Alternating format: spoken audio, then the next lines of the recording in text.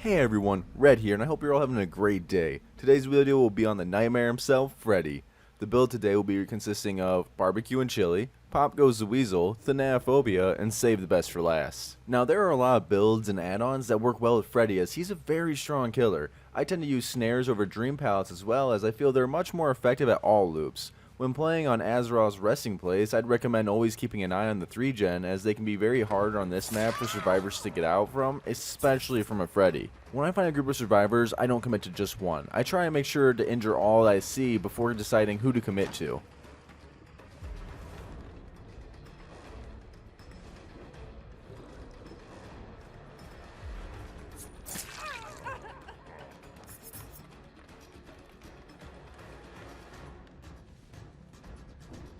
When I see other survivors off to the side in a dead zone like this, I will always act like I don't see them in order to get a little closer, and you'd be surprised how often this works. While the obsession isn't the one I really want to be focusing, I will never pass up a free down, and since I didn't have many stacks already, it's not too condemning. With the scream going off, I make sure to leave her slug to try and ramp up some pressure, but it seems they made more distance than I thought, so I can at least get a few traps down before returning to the downed survivor.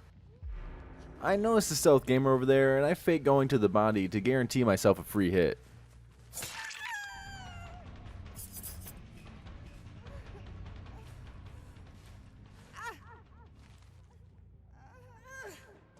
I can see she has a toolbox, but she's way too far away to make use of it. This group seems to be very altruistic, and I'll make sure to punish them for that.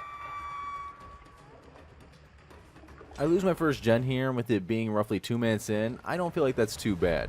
I feel comfortable knowing that only 2 survivors can currently be working on them if they choose to ignore the hook for a bit. That should also buy me plenty of time to get another down.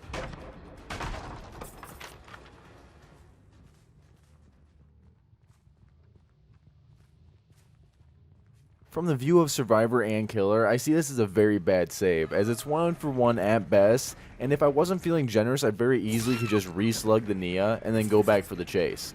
Dangerous saves like this can cause a snowball effect to ruin the whole game for survivors.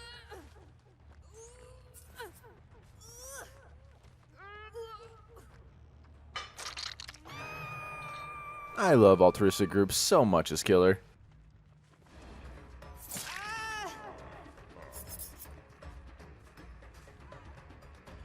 Decent trap placement, whether it be at loops or in general survivor pathing, can bring a chase to a halt.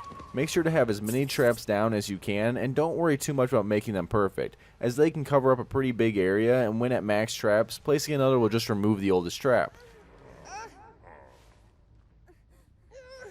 If survivors don't go for the save now on Fang while I'm preoccupied, it's very possible she goes stage 2 on the first hook. This would be a very big misplay on the survivor's part. When it comes to playing Freddy, he has great slowdown with add-ons and perks, along with being one of the best at punishing survivors' mistakes. When chasing survivors to cut them off like this, watch for line of sight jukes. As a survivor, she should have faked going for the save and ran off in the other direction, or just ran away from the 2 hook survivors to begin with. At least then she might bring me away from them, and this would open up the safe saves for the remaining survivor, and a potential reset for the 3. A reset is when survivors group up and heal before returning to the gens. Remember, as survivor, your way to pressure the killer is to be as gen efficient as possible.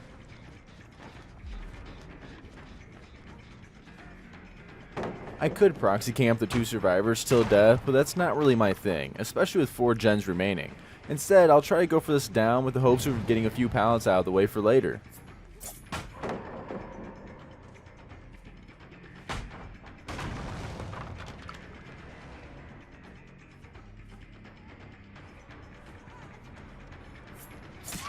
Thanks, Nia. Now the middle of this map is more of a dead zone.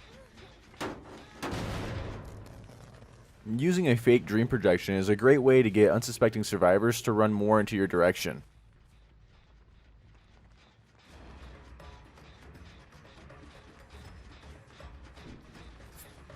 Now that I've hit her, I'm watching to see where she goes. Left has safe pallets and right has almost none. I only pursue this chase if she heads right, otherwise I go hook the down survivor.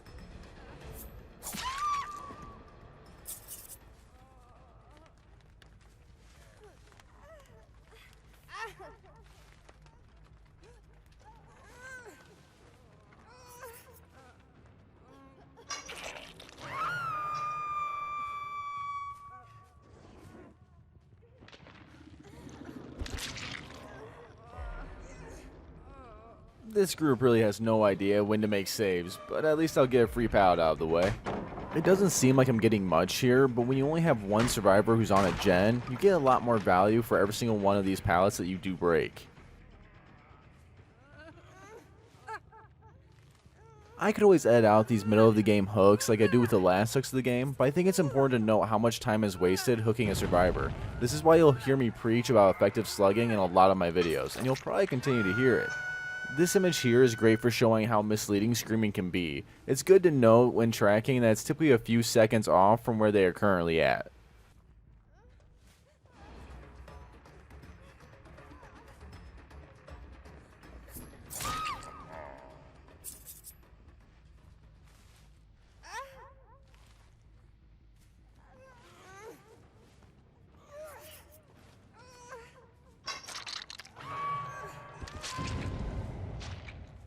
The hook over in that direction is great because it's for the most part a dead zone, and if a survivor heads towards the hill without balanced landing, it's going to be a free hitter down for me.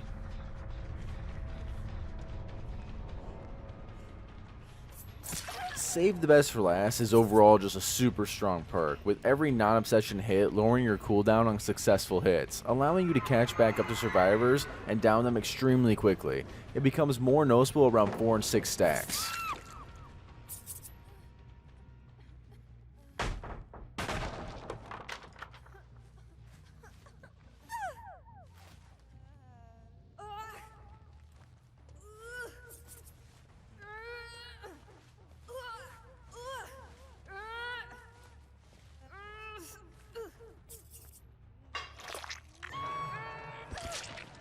While I can't teleport to the gen they finish, I sure can get to the one behind them.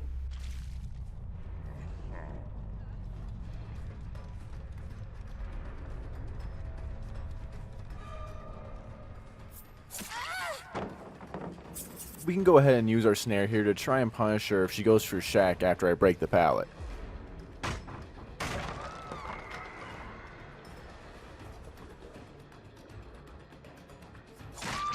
She found out too late that she wasn't going to make it anywhere else. And since we're super close to a hook here, I'll make sure to toss her up.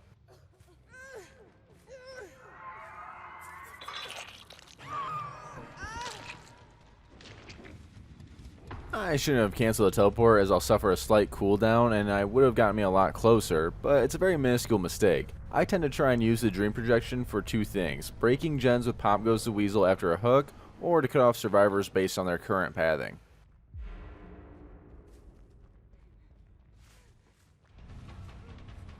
It's always great to see a survivor realize they are doomed.